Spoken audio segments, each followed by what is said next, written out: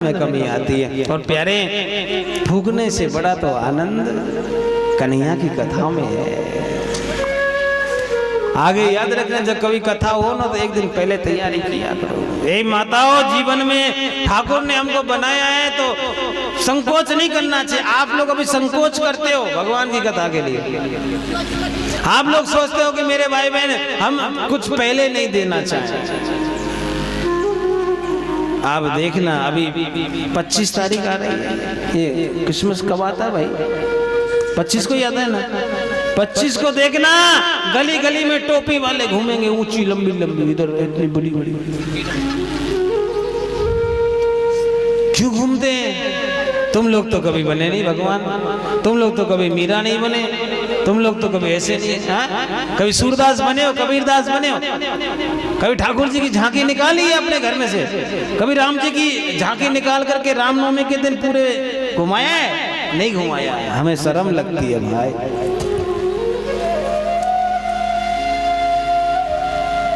राधे राधे बोलना पड़ेगा मेरे बाप। तो मैं कहाँ था, भूल गया थे को है जी, कहाँ था भैया? राजेंद्र पार्क में था। मैं कह रहा था कि जब भगवान ने कश्यप अवतार लिया, क्या लिया? कश्यप अवतार लिया, तो प्रभु तुम्हें दर्द नहीं हुआ क्या? तो महाराज कहते हैं, मेरे भक्तों का कार्य यदि करना पड़े तो मेरे ऊपर एक मंदराचल तो क्या, 1000 मंदराचल भी रख दोगे तो मेरे ऊपर कोई फर्क नहीं पड़ने वाला। कैसे? जैसे कि महाराज एक बाबा होता है, बाबा जब अपने पोते के साथ में जाता है नहाने के लिए, कहाँ? कुएं पर। इधर कुएं नहीं है, अब कुएं पे जाता है तो कुएं से बाल्टी खींच के रख लेता है, और रखने के बाद में महाराज बेटे को, पोते को पकड़ा देता है, क्या? पत्थर का टुकड़ा। और टुकड़ा पकड़ा के कहता है, बेटा नेक बगल में मैल लगाए दे, थोड़ा सा छुड़ाए दे, नेक पत्थर घिस दे। और महाराज वो पत्थर पोता घिसने लगता है, बाबा को कितना आनंद आता है, वो तो वही जाने सारा। जैसे उस बाबा को आनंद की अनुभूति होती है, वैसे ही मुझे मेरे भक्तों को अनुभूति हुई। कब? जब मैंने कश्यप अवतार लिया। मुझे भी ऐसा लग रहा कि मेरा कोई पोता, मेरा कोई भक्त मेरे ऊपर पत्थर रख करके मेरी पीठ मल रहा है। और बात भी सही है भाई, जब पोता ऐसे लगाता है ना पत्थर, हमारे बाबा हमको ले जाते थे साहब, एक हाथ में पत्थर, एक हाथ में रस्सी लेज, दूसरे हाथ में बाल्टी, साबुन साथ में, और फिर महाराज घंटों नहा के आते कुएं में। दादा कहते इधर से, अरे भैया इधर तो रह गए लाला, ने याते भी कर सबरे। महाराज कहते बाबा आज ही निकलवाए लेगो सबरे में, ले कल कहा करोगे? अरे कल की कल देखी जाएगी, आज तो रिगड़। वैसे ही भगवान भी मेरे भाई बहन, भक्तों का यदि कोई काम पड़ता है वो इतने ही प्रसन्न होते हैं जैसे हम लोग अपने नाती पोते से प्रसन्न होते हैं। राधे राधे बोलना पड़ेगा, और जोर से बोलना पड़ेगा, और जोर से।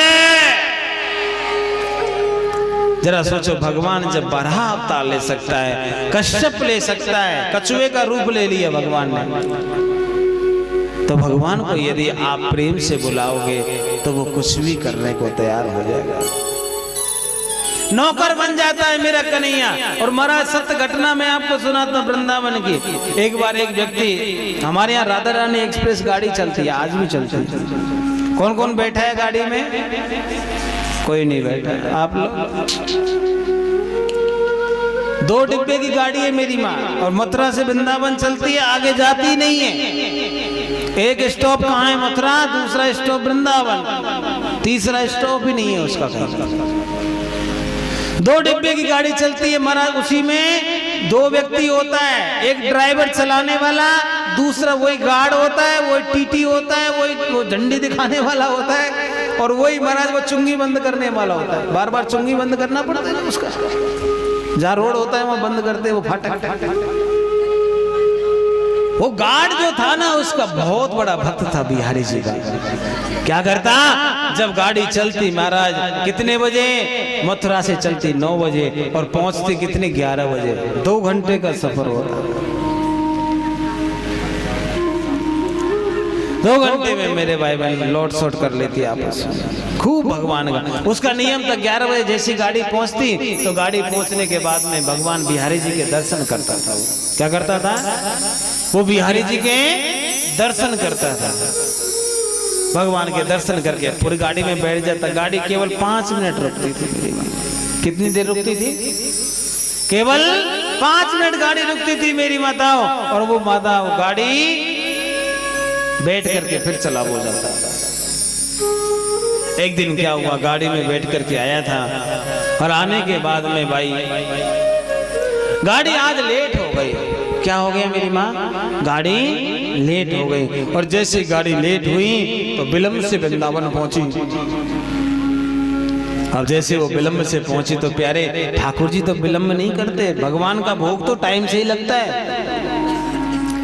आज जब व्यक्ति वो उतरा, वो मन में सोच रहा है कि भैया आज ठाकुर जी के दर्शन नहीं मिलेंगे, लेकिन चाहे कुछ भी हो जाए मैं दर्शन करके ही लौटूंगा। क्या हो जाए, चाहे कुछ भी हो जाए मैं दर्शन करके ही लौटूंगा वापस। उसने गाड़ी खड़ी करवाई और महाराज स्टेशन पर गाड़ी को छोड़ करके चला गया। और जाने के बाद में जैसे आज बिहारी जी के यहाँ पहुंचा, पहुंचने के बाद क्या हुआ, बिहारी जी के दर्शन तो हो गए। क्या हो गए? बिहारी जी के दर्शन तो हो गए। और महाराज जैसे दर्शन हुए पर्दा लग गया। किसका? भोग का। अब भोग का जैसे पर्दा लगा, पर्दा लगने के बाद में महाराज 15 मिनट तक पर्दा खुलता नहीं है। क्या नहीं होता? बिहारी जी का जो भोजन का समय कितना देर का है? 15 मिनट। 15 मिनट तक महाराज खुलता नहीं है। पर्दा लगा रहा और प्यारे वो बैठा रहा। और बैठे बैठे इधर प्यारे गाड़ी का समय हो गया, गाड़ी चली गई। अब जरा सोचो बिना गार्ड के गाड़ी कैसी रहती है? गाड़ी का मालिक यदि ड्राइवर रहे, आप सोचो तो ऐसा नहीं होता है। गाड़ी का मालिक गार्ड होता है। बिना मालिक के गाड़ी गई, लेकिन वो बैठा है बिहारी जी के मंदिर में, कह रहा है कि कुछ भी हो जाए महाराज भगवान से बिना मिले नहीं जाऊंगा। पर्दा खुला, दर्शन हुए, प्रणाम किया, प्रसाद लिया और प्रसाद लेकर के वापस आया तो महाराज रेलवे स्टेशन पर गाड़ी, अब रेलवे स्टेशन पर गाड़ी नहीं है। हाँ जी, रेलवे स्टेशन पर गाड़ी नहीं है। मन में सोच रहा है आज नौकरी समाप्त है। क्या हो गई? आज हमारी नौकरी समाप्त हो गई। अब प्रभु कुछ नहीं मिलने वाला। महाराज जैसे ही महाराज क्या हुआ, गाड़ी का जो बही खाता था, जो उसमें हिसाब किताब रहता था, उसको लेकर के व्यक्ति चलता है।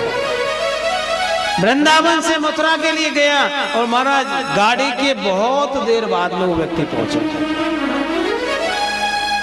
गाड़ी के बहुत देर बाद में वो व्यक्ति पहुंचा था।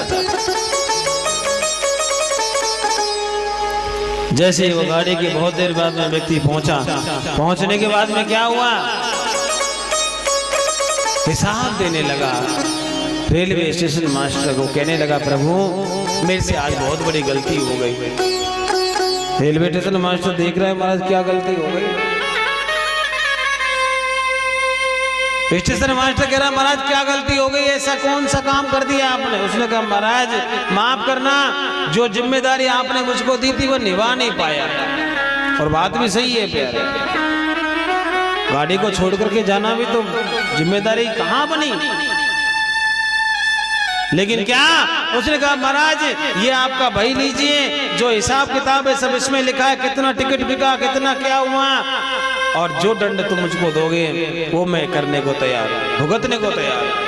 और रेलवे स्टेशन मास्टर उसको ऐसे देख रहा है कि बावला तो नहीं हो गया। वो कहने लगा भैया अभी तुम 20 मिनट पहले आए थे और आकर तुमने सारा हिसाब किताब मुझको दिया है। ये देखो इतना तुम्हारा टिकट है, इतना बिका, इतना ये बच गया, कितने बजे गाड़ी कौन सी जगह रुकी, सारा विवरण तुमने मुझको दिया है। फिर दोबारा क्यों आ रहे हो, कहीं पागल तो नहीं हो गए हो?